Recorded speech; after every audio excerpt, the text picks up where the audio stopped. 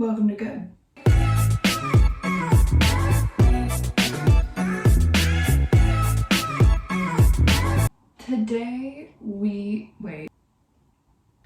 Today I am going to talk about something that I grew up with, but I realize not everyone has.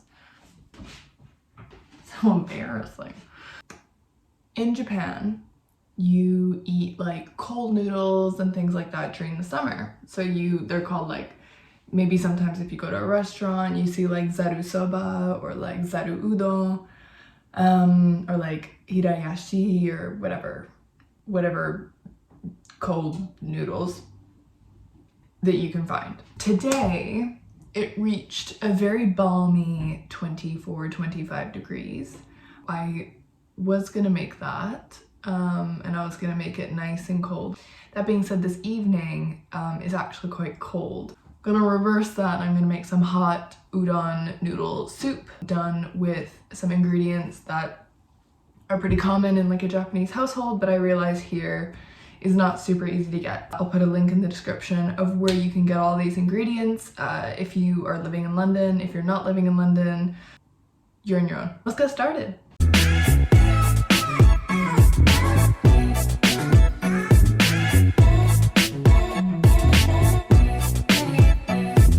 First thing first, I want to talk about dashi. So dashi is like a mix of kelp and bonito flakes. You can get these. So I live in London, so I go to Japan Center for this. Japan Center is in Piccadilly Circus. It's right by the Odeon if anyone lives around there. And then there's also another one in Westfield, and it's called Izakaya, I think. That is just run by the same chain, and that's where you can get all these ingredients: kelp, bonito flakes. These two together in water then make dashi, and I'm reading over here because I've never made this before, but I've eaten it a million times, so we'll get it right. First things first, you want to soak your kombu, which is kelp, so that the flavor comes out a little bit. I think people talk a lot about umami, and for context, this is umami.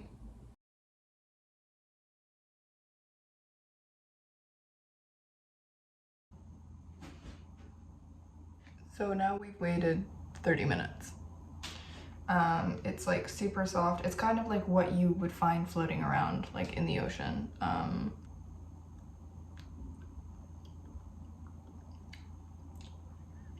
So what we're gonna do, so this has been soaking in like two and a half cups of water. I guess it's about, well, it says 700 milliliters of water for reference. That is not accurate.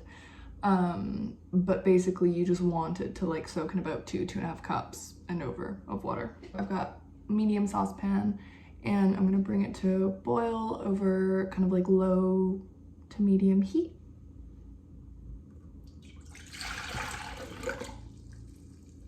I've upped the temperature because I'm getting bored.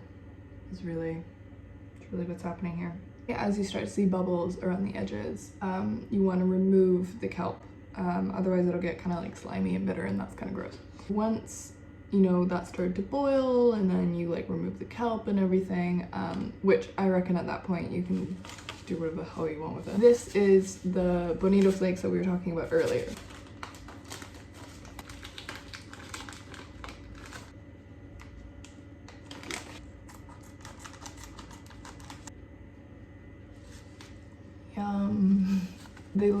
It literally looks like and smells like fish food. This is kind of the vibe. Here's the thing, usually they come in like actual like shreds almost, or it can come in convenient pellets. Oh my god. We have reached bubble status.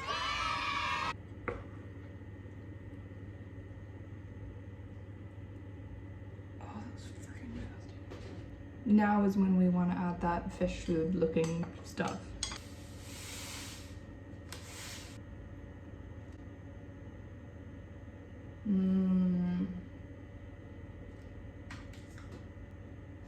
I don't know measurement.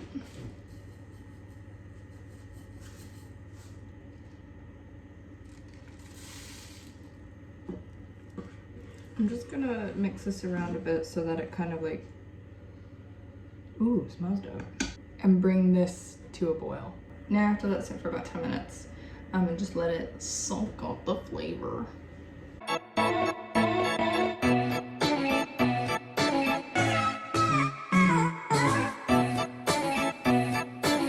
So now everything has been resting for about 10-15 minutes. So I've got sieve, got pot, and then all we're gonna do is sieve the dashi through into the pot.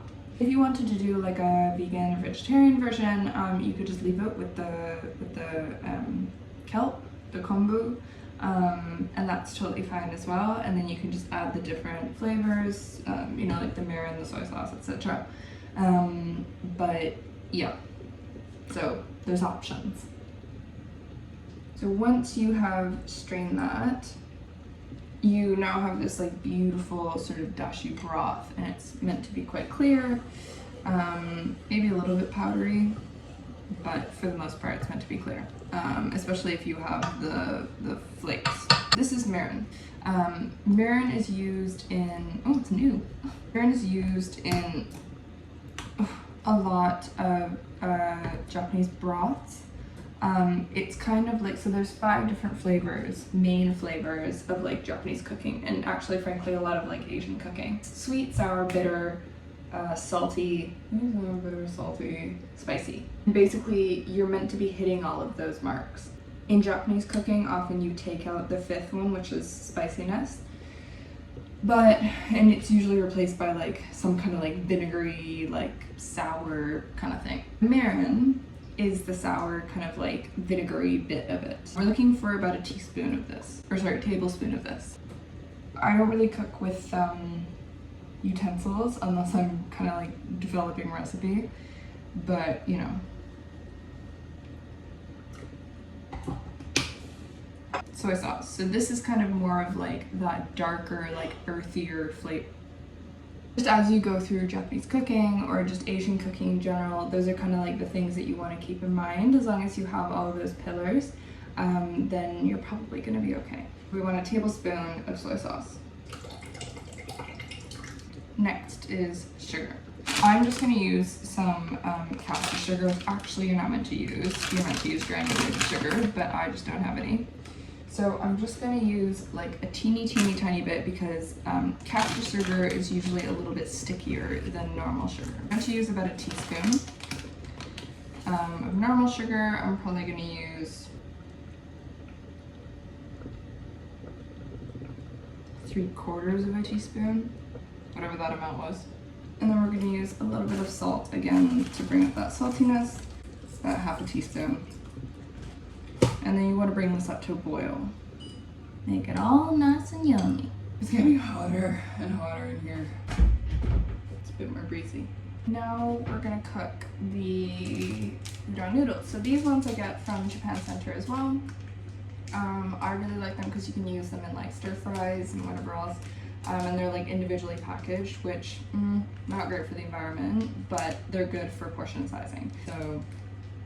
So basically you're just gonna boil them for literally like a couple seconds until they like loosen up. Take them off the heat, and then yeah.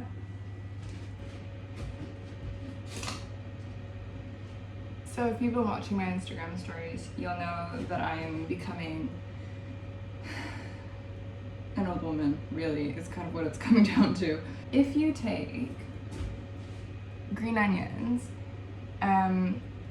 do not throw them away, because you can just put them in a little glass of water and they'll start to grow little shoots like this. Once they're big enough, you can then put them in a pot and then you can use them. These are grown literally in my living room.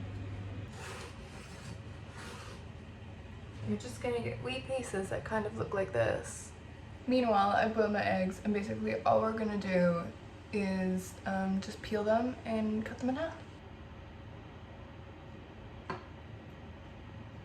All we're gonna do once your noodles are ready, just sieve them out, and then we're gonna put them in the bowls.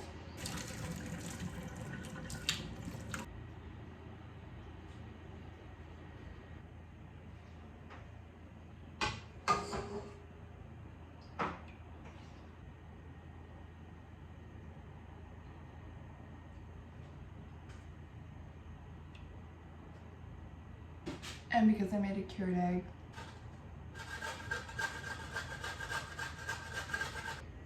A very beautiful and a very heavy udon noodle. Thanks for cooking some udon noodles with me. Easy, relatively fast. Let me know what you think.